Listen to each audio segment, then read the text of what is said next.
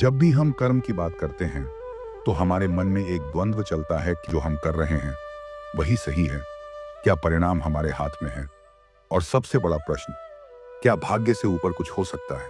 यही वो प्रश्न है जो अर्जुन के मन में भी उठे थे जब वह कुरुक्षेत्र के मैदान में अपने ही सगे संबंधियों के सामने खड़ा था। सोचिए, अगर आप उस जगह होते, क्या करते? क्या आप भी हथियार गिरा देते? श्री कृष्ण ने अर्जुन से कहा था, हे पार्थ, कर्म कर, फल की चिंता मत कर। अब आप जरा खुद से पूछिए, क्या आप अपने जीवन में यह बात कभी निभा पाए हैं? क्या आपने बिना किसी अपेक्षा के कोई काम किया है? बहुत कठिन है, लेकिन श्री कृष्ण कोई साधारण व्यक्ति नहीं थे। वह हमारे भीतर के सत्य को जगा रहे थे। वो हमें समझाना चाहते थे कि कर्म केवल शरीर से नहीं होता, वह तो मन, वाणी और भावना से भी होता है। मान लीजिए, आप रोज ऑफिस जाते हैं, मेहनत करते हैं, लेकिन मन में निराशा है, दुख है कि प्रमोशन नहीं मिला, तो क्या वह कर्म पूर्ण हुआ? श्री कृष्ण मुस्कुराते हुए कहते, यदि तुम्हारा कर्म किसी अपेक्षा से जुड़ा है तो वह कर्म नहीं, व्यापार है। क्या आपने कभी इस नजर से देखा है अपने काम को? क्या आपने कभी उस कर्म का स्वाद लिया है जो सिर्फ इसलिए किया गया हो कि वह करना ही तुम्हारा धर्म है? कभी अपने आप से यह सवाल करिए कि जब आप किसी की मदद करते हैं तो क्या वह मदद सच्ची होती है, या उसके पीछे कोई छिपी हुई उम्मीद होती है, एक तारीफ की, एक नाम की, एक बदले की।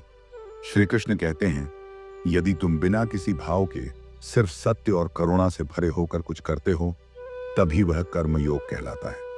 क्या आपने कभी इस तरह कोई काम किया है? अगर आपको कोई कहे कि जो कुछ भी तुम्हारे जीवन में घट रहा है वह तुम्हारे ही पिछले कर्मों का फल है, तो क्या आप इसे मानेंगे? क्या आप सह पाएंगे कि आपकी तकलीफें भी आपकी ही देन हैं? ये सवाल आपको भीतर तक झकझोर सकते हैं, लेकिन श्री कृष्ण यही कहते हैं, हे मानव, तुम्हारा वर्तमान तुम्हारा ही बीता हुआ अतीत है जो अब फल बनकर सामने आया है। अगर आप किसी से ईर्ष्या करते हैं कि वह क्यों सफल है, तो जरा अपने कर्मों पर ध्यान दीजिए। क्या आपने उतनी ही ईमानदारी और तप से काम किया? श्री कृष्ण कहते, ईर्ष्या दूसरों के कर्म की नहीं, अपने कर्म की कमजोरी की निशानी है।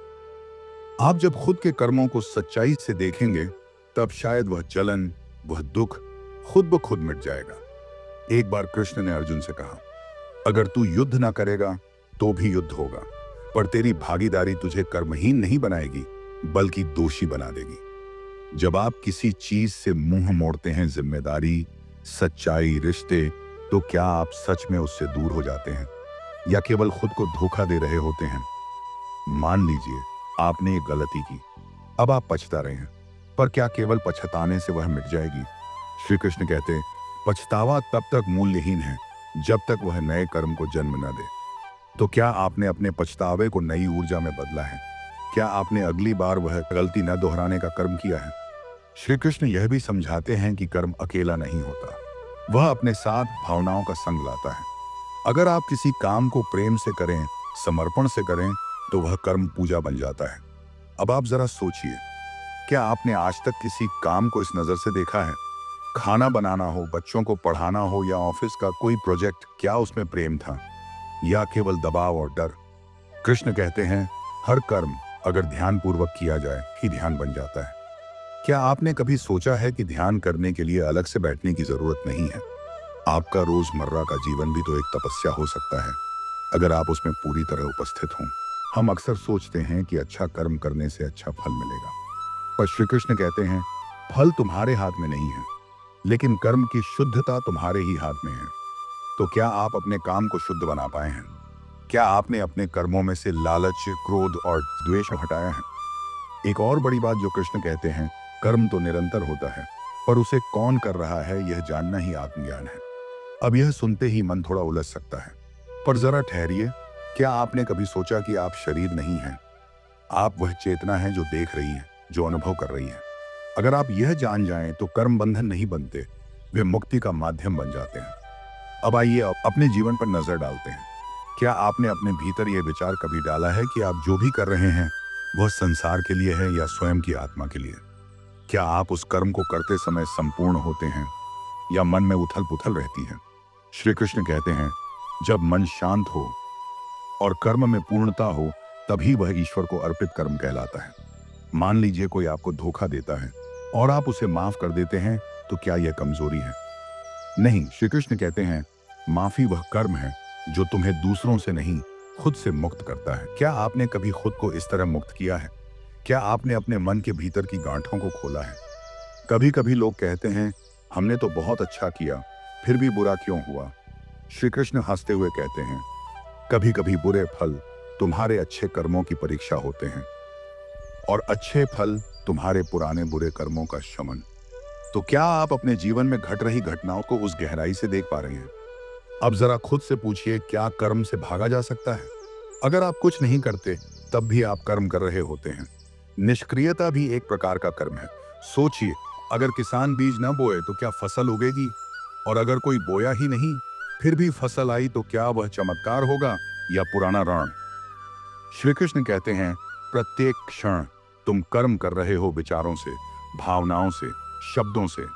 तो क्यों न हर क्षण को जागरूक बनाओ? यह प्रश्न आपके मन को भीतर तक छू सकता है।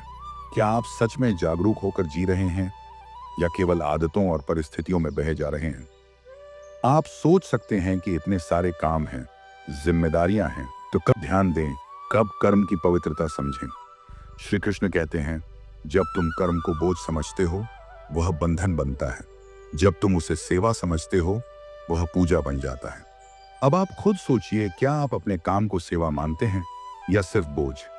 श्री कृष्ण यह भी कहते हैं कि जीवन कोई स्थिर नदी नहीं है, यह बदलता है, बहता है और हर पल नया रूप लेता है। जो आज सही है वह कल गलत हो सकता है, इसलिए कर्म को किसी ढांचे में न बांधो। अब आप खुद सोचिए, क्या आपने अपने कर्मों को पुराने नियमों, परंपराओं या समाज की अपेक्षाओं में बांध रखा है? अगर हाँ, तो क्या आप अपने भीतर की आवाज सुन पा रहे हैं? यही श्री कृष्ण का सार है, कर्म करो लेकिन स्वयं के प्रति ईमानदार रहो। हर कर्म में खुद को झांको और हर परिणाम को विनम्रता से स्वीकार करो। अगर आपने यह कर लिया तो समझिए आप कर्मयोगी बन गए। अगर आप चाहते हैं तो इस विचार को अपने जीवन में आज से ही शुरू कर सकते हैं। जरा एक दिन ऐसा जीकर देखिए, पूरी तरह जागरूक होकर, बिना किसी अपेक्षा के, प्रेम से। फिर देखिए जीवन कैसे बदलता है।